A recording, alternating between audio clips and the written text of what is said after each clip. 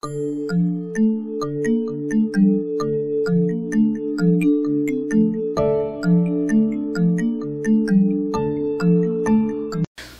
halo semuanya. Assalamualaikum warahmatullahi wabarakatuh. Nah, ketemu lagi dengan saya Pak Giri di pembelajaran sejarah peminatan kelas 12. Nah, pada awal video kali ini kita akan membahas materi awal, yaitu tentang respon dunia terhadap proklamasi kemerdekaan Indonesia. Seperti apa penjelasannya? Mari kita simak penjelasan-penjelasan berikut ini. Nah, kamu tahu kalau sebuah negara itu akan diakui kemerdekaannya jika telah memenuhi beberapa syarat. Nah, ada beberapa syarat yang harus dipenuhi negara kita ini. Nah, setelah kemerdekaan seperti itu ya. Nah, untuk benar-benar dapat terbebas dari penjajahan dan juga merdeka sepenuhnya, itu Indonesia itu harus memenuhi syarat yang unsur-unsurnya itu ada dua, yaitu unsur konstitutif dan juga unsur deklaratif. Apa maksudnya? Mari kita simak penjelasannya juga tentang keduanya. Unsur yang pertama tadi adalah unsur konstitutif. Nah, unsur konstitutif sendiri itu meliputi wilayah, rakyat, dan juga pemerintahan yang berdaulat. Otomatis setelah proklamasi kemerdekaan, Indonesia sudah memilikinya. Akan tetapi, pasca kemerdekaan, Indonesia itu belum memenuhi unsur deklaratif, yaitu pengakuan dari negara-negara lainnya. Nah, pengakuan itu dibagi menjadi dua, yaitu pengakuan secara de jure dan juga de facto.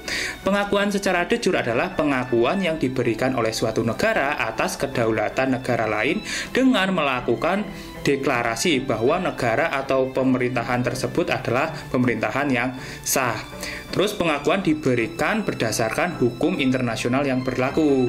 Sementara kalau de facto itu hanya sebatas pengakuan fakta bahwa adanya negara tersebut atau kenyataan bahwa wilayah tersebut diakui oleh negara lain. Sama halnya ketika kalian menggelar pensi sekolah, kalian sudah punya tempat, sudah punya proposal, juga sudah punya jadwal, itu kan secara konstitutif ya, seperti itu ya. Namun kalian belum mendapat persetujuan dari guru, belum mendapat persetujuan dari sekolah, berarti kalian belum memenuhi unsur deklaratif atau pengakuan. Jika guru dan juga kepala sekolah sudah memberikan persetujuan, berarti kalian sudah diakui secara deklaratif ya, pegelaran pensi tersebut. Nah, begitulah dengan negara ini. Nah, Indonesia sendiri itu sangat membutuhkan dukungan dan pengakuan negara-negara lain. Nah, untungnya dalam kurun beberapa tahun setelah proklamasi, Indonesia itu mendapatkan dukungan dari negara-negara lain. Nah, yang pertama, negara yang memberikan dukungan adalah Mesir. Nah, Mesir itu memberikan dukungan terhadap Indonesia ketika Muhammad Abdul Mu'im selaku konsul jenderal Mesir itu datang ke Yogyakarta pada tanggal 13 sampai 16 Maret 1947. Tujuan kedatangan tersebut adalah untuk menyampaikan pesan dari Liga Arab bahwa mereka mendukung kemerdekaan Indonesia. Kemudian pada tanggal 10 Juni 1947 terjadi penandatanganan perjanjian persahabatan antara Indonesia dengan Mesir. Pihak Indonesia diwakili oleh Haji Agus Salim, A.R. Baswedan, Nazir Pamuncak, dan juga Rasjidi. Sedangkan pihak Mesir itu diwakili oleh Mahmud Fahmi Nokrasi. Nah, itu untuk pertama kalinya Indonesia diakui dan mendirikan kedutaan besar itu di luar negeri. Nah, negara yang kedua yang memberikan pengakuan kedaulatan terhadap Indonesia adalah India.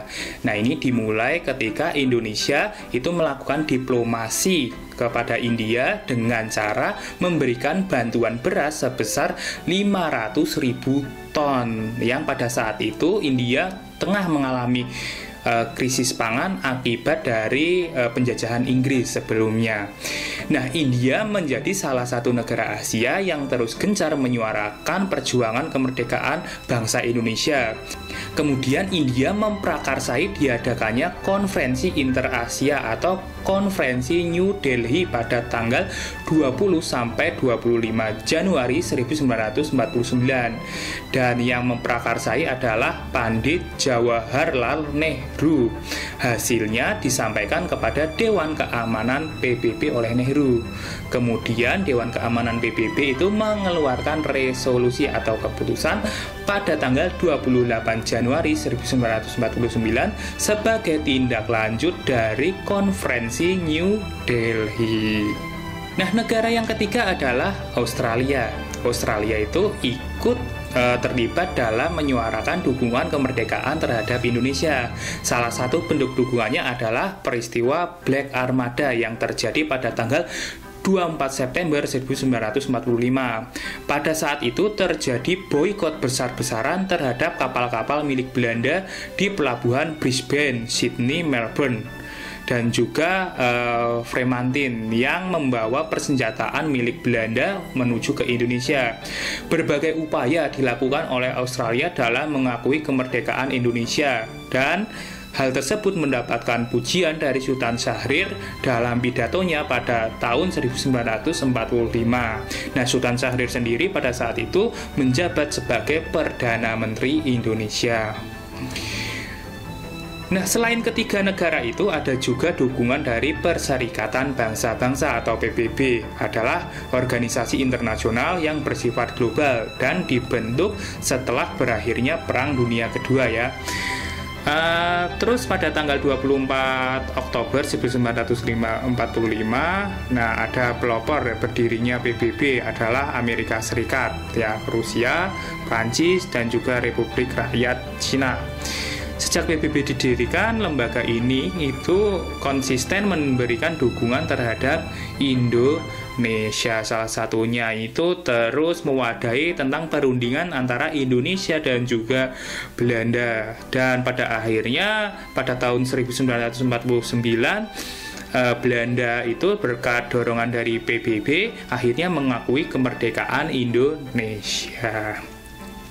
Nah, mungkin sekian video pada kali ini. Terus ada pertanyaan untuk kalian. Pertanyaannya adalah bagaimana diplomasi yang dilakukan oleh India dan Indonesia? Jawab pertanyaan itu di presensi khusus dan nanti saya akan nilai sebagai nilai tugas kalian.